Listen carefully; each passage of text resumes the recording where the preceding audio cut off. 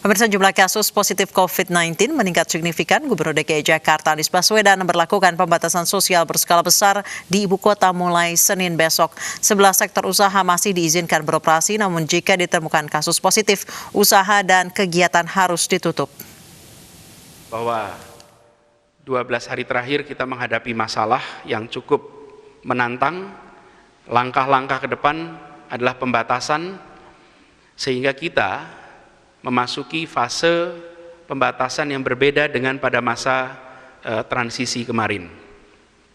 Perlu saya garis bawahi di sini bahwa pengelolaan PSBB di Jakarta ini diatur ada 3 peraturan gubernur. Peraturan Gubernur nomor 33 tahun 2020, ini tentang pelaksanaan pembatasan sosial berskala besar, ditetapkan pada 9 April 2020.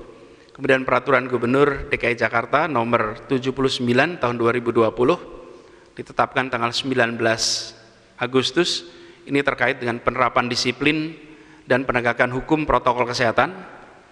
Lalu Peraturan Gubernur nomor 88 tahun 2020, ditetapkan hari ini 13 September, tentang perubahan Peraturan Gubernur nomor 33. Prinsipnya, dalam masa PSBB yang berlaku di Jakarta sejak tanggal 10 April dan sampai dengan hari ini Jakarta masih berstatus PSBB. Sesuai Permenkes, PSBB itu berlaku 2 mingguan dan dapat diperpanjang.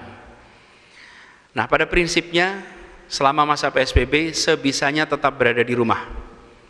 Dianjurkan untuk tidak bepergian, kecuali untuk keperluan mendesak, kecuali untuk aktivitas dalam usaha esensial yang memang diperbolehkan.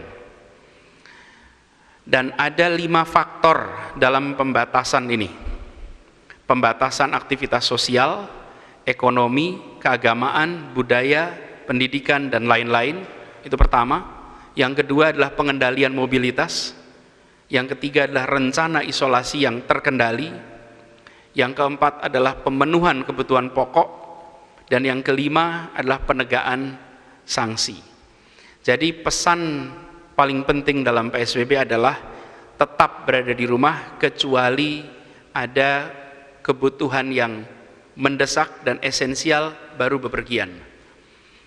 Di dalam fase 14 September ini selama 2 pekan, ada 11 sektor usaha yang tetap boleh beroperasi dengan menerapkan protokol kesehatan secara ketat dan membatasi kapasitas 50% seperti kemarin.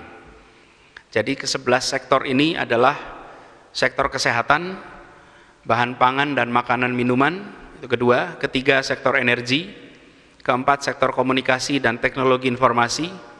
Kelima adalah sektor keuangan, perbankan, sistem pembayaran dan pasar modal, dan seluruh yang berada dalam sistem keuangan di Indonesia. Keenam adalah sektor logistik. Ketujuh adalah sektor perhotelan. Kedelapan adalah sektor konstruksi. Kesembilan adalah sektor industri strategis. Kesepuluh adalah sektor pelayanan dasar, utilitas publik, dan industri yang ditetapkan sebagai objek vital nasional dan objek tertentu. Serta yang ke-11 adalah sektor yang memfasilitasi kebutuhan sehari-hari. Adapun beberapa kegiatan yang harus ditutup sementara selama 2 pekan ke depan, meneruskan semua institusi pendidikan, sekolah masih tetap tutup. Lalu seluruh kawasan pariwisata, taman rekreasi, semua kegiatan hiburan tutup. Begitu juga dengan ketiga taman kota, RPtra, fasilitas-fasilitas umum.